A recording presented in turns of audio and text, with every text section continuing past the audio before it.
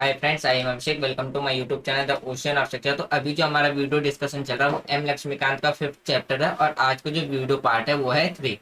Already इसका video part 1 और 2 uploaded कर दिया गया है। तो आज जो हम डिस्कस करेंगे उसमें हम करेंगे किस तरीके से हमारे कंट्री में एक न्यू स्टेट का फॉर्मेशन किया, और हम डिस्कस करेंगे कि जो लैंग्वेज के आधार पे जो हमारे कंट्री में जो स्टेट का फॉर्मेशन किया गया था, नए स्टेट बनाए गए, तो वो कौन कौन से थे। फिर हम डिस्कस करेंगे कि 1950 के बाद कौन कौन से न्यू स्टेट बनाए गए, और फिर हम बात करेंगे कि किस तरीके से स्टेट का नाम चेंज किया। तो आज के वीडियो में हम ये 4 टॉपिक डिस्कस करेंगे। ऑलरेडी हमने फर्स्ट पार्ट और सेकंड पार्ट में आर्टिकल 1 से लेके 4 तक और पार्लियामेंट के पास कौन कौन सी पावर है स्टेट को लेकर के वो हमने ऑलरेडी डिस्कस कर लिया। और जो सेकंड पार्ट था हमारा वीडियो का, उसमें से हमने धर कमीशन और जेपीजे कमेटी और फैजल अली कमीशन दोनों को डिस्कस कर लिया है। तो आज जो हमारा डिस्कशन रहने वाला वो ये 4 टॉपिक रहने वाला है। जब हमारे ये चारों टॉपिक डिस्कस हो जाएंगे और इसका जो पार्ट 4 वीडियो आएगा उसमें हम इससे रिलेटेड एमसीक्यू क्वेश्चन डिस्कस करेंगे, जिससे हमें ये पता चल जाए कि हमने जो डिस्कस किया उसमें से कितने क्वेश्चंस हमारे सही हो पा रहे हैं एज ए टेस्ट की तरह। तो चलिए हम आज स्टार्ट करते हैं अपना आज का डिस्कशन। तो अब जो हमारा पहला टॉपिक है आज का वो है फॉर्मेशन ऑफ स्टेट, यानी कि नए राज्य का गठन किस तरीके से किया गया। यानी कि अगर हम अपनी कंट्री की बात करें तो हमारी कंट्री में आंध्र प्रदेश पहला वो स्टेट था जो कि लैंग्वेज के आधार पे क्या हुआ, तो एक पहला स्टेट बनाया गया। कब? तो अक्टूबर 1953 में। तो यहाँ से एक क्वेश्चन ये बन सकता है कि ऐसा कौन सा राज्य था जो कि लैंग्वेज के आधार पर पहला स्टेट बना, तो वो कौन सा था? तो आंध्र प्रदेश। और किस लैंग्वेज के बेस पे बनाया गया था? तो तेलुगु लैंग्वेज के बेस पर पे बनाया गया था। और अब बात करते हैं पौंडीचेरी की। पौंडीचेरी जो था वो फ्रांस का कॉलोनी था, यानी कि जो पौंडीचेरी हमारा था वो किसके अंदर में था? तो फ्रांस के अंदर में था। और उसको हमने 1954 में अपना एक यूनियन टेरिटरी का दर्जा दिया। किसमें? तो 14th कॉन्स्टिट्यूशन अमेंडमेंट एक्ट करके। और ये अमेंडमेंट कब किया गया था? तो 1962 में किया गया था। यानी कि जो यूनियन टेरिटरी हमारा पौंडीचेरी, उसको हमने 1954 में अपनी कंट्री में क्या किया, उसको एक स्टेट का यानी कि अपना एक यूनियन टेरिटरी का दर्जा दिया। और किसमें? तो 14th कॉन्स्टिट्यूशन अमेंडमेंट करके, जो कि 1962 था, उसमें हमने वो जो पौंडीचेरी था उसको एक यूनियन टेरिटरी बना दिया। अगर हम बात करें जैसे कि गे, यमन और कैरिकल, इसके साथ ही हमने फ्रांस के साथ मिलकर के एक एग्रीमेंट किया, जिसमें से पौंडीचेरी को हमने क्या किया था, तो अपना कंट्री का एक यूनियन टेरिटरी बना लिया। फिर बात करते हैं किसके बारे में? गोवा और दमन द्वीप।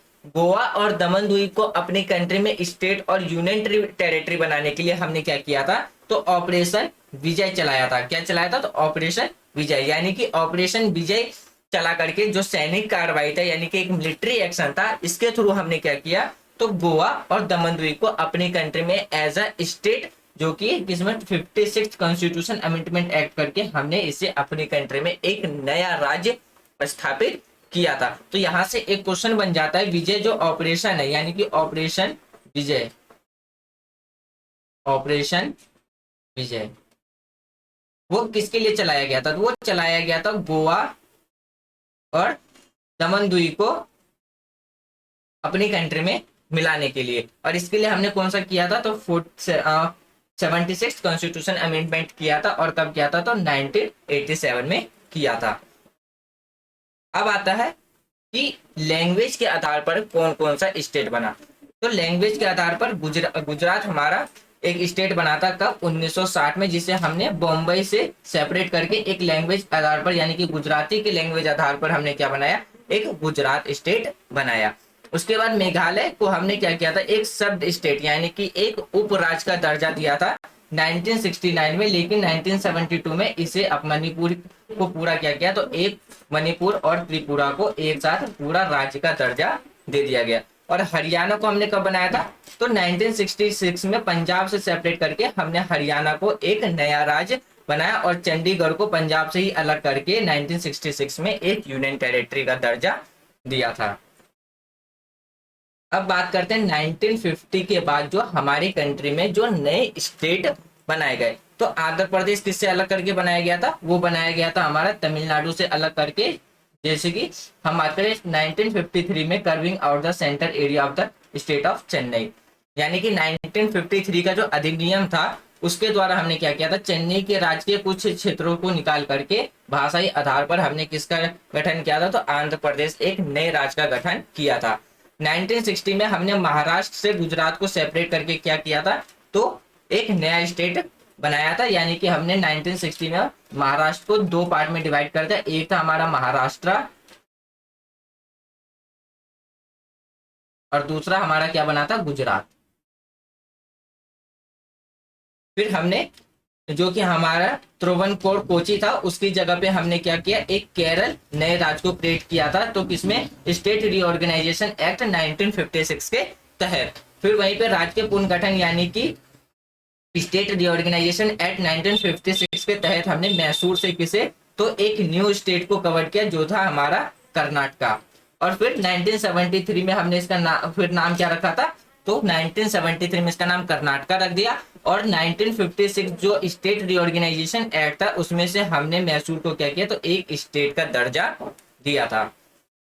उसके बाद नागालैंड हमारा जो नया स्टेट बना था उसे आसाम से सेपरेट करके एक नया स्टेट बनाया गया, किसमें, तो स्टेट ऑफ नागालैंड एक्ट 1962 के तहत। ये सारे क्वेश्चन क्या है, एक क्रोनोलॉजी के अकॉर्डिंग आपसे पूछा जा सकता है कि किस राज्य का किस राज्य को हमने जो किस स्टेट को हमने न्यू क्रिएट किया था, तो उसके क्रोनोलॉजी यानी कि टाइम पीरियड के अकॉर्डिंग या स्टेट रीऑर्गेनाइजेशन एक्ट के थ्रू आपको लगाने के लिए पूछा जा सकता है।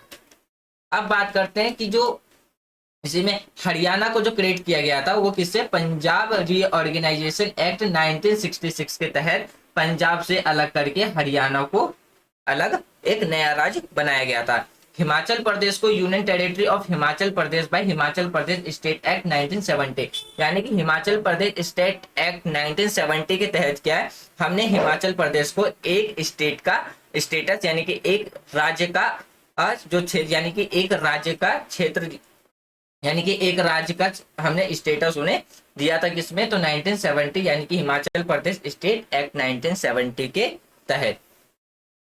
हिमालय बनाया गया था सब स्टेट किससे, तो आसाम से सेपरेट करके, लेकिन 23 अमेंडमेंट एक्ट जो कि 1969 में था अपने कॉन्स्टिट्यूशन में करके हमने उसे नॉर्थ ईस्ट रीजन का एक रीऑर्गेनाइजेशन एक्ट 1971 के तहत इसे मेघालय को हमने एक नया स्टेट का स्टेटस दिया था। यहाँ पे फ्रेंड्स कंफ्यूज मत होना, यानी कि पहले हमने क्या किया, अपने कॉन्स्टिट्यूशन में 23 थर्ड कॉन्स्टिट्यूशन अमेंडमेंट 1969 में क्या किया, पहले इसको हमने एक सब स्टेट का दर्जा दिया था।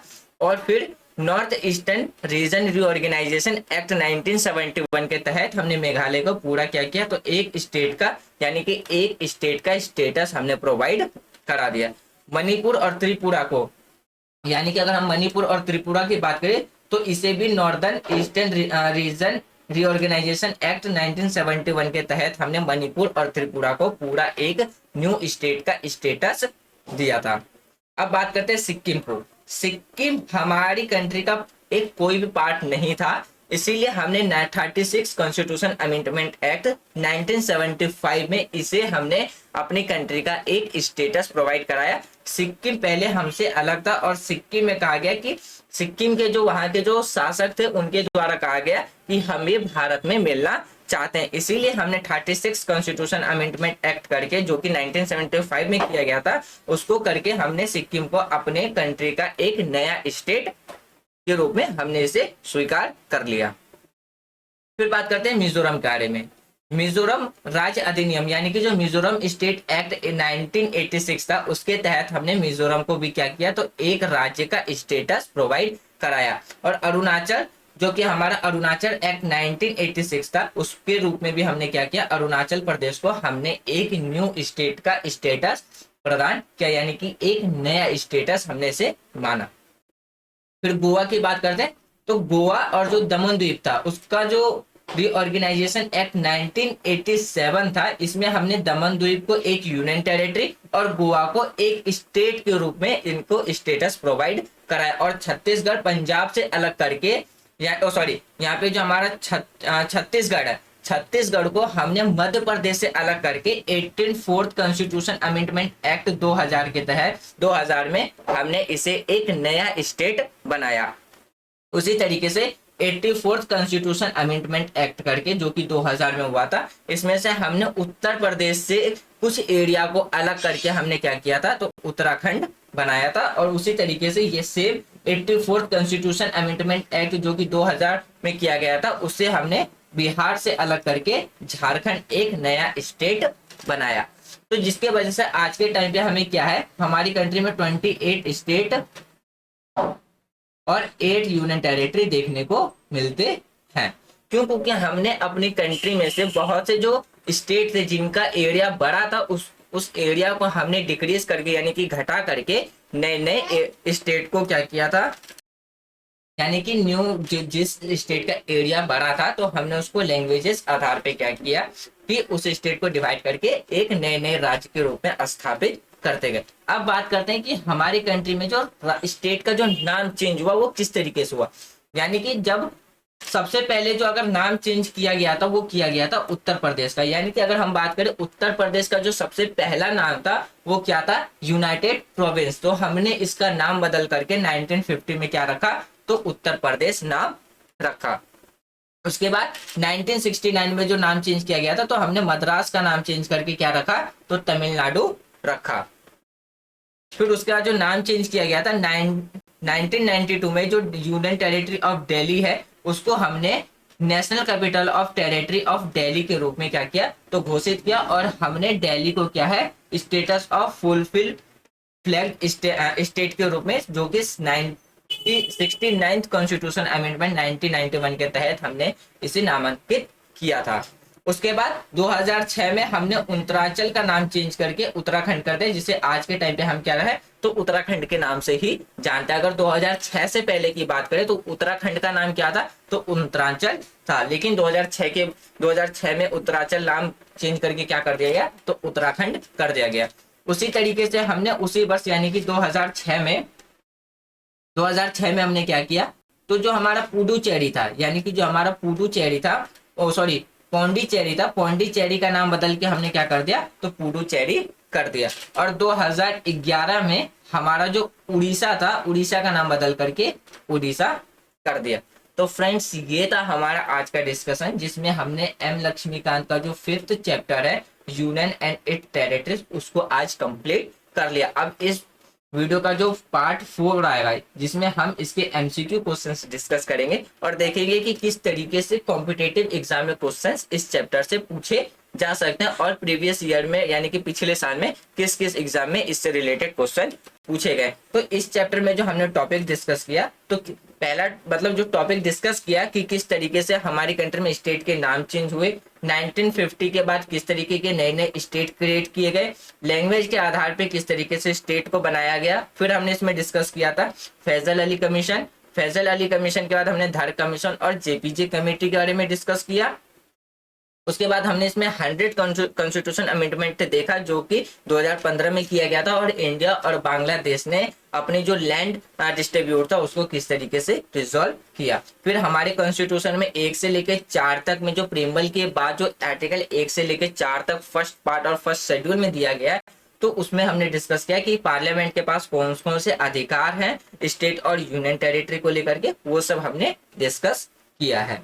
तो मुझे उम्मीद है कि आज जो भी हमने डिस्कस किया 5th चैप्टर में 3-4 वीडियो में, तो आपको पूरी तरीके से समझ में आ गया होगा। यदि आपको कोई डाउट्स हो तो आप अपने डाउट्स कमेंट बॉक्स में लिख देना। Thanks for watching friends, take care, जय हिंद।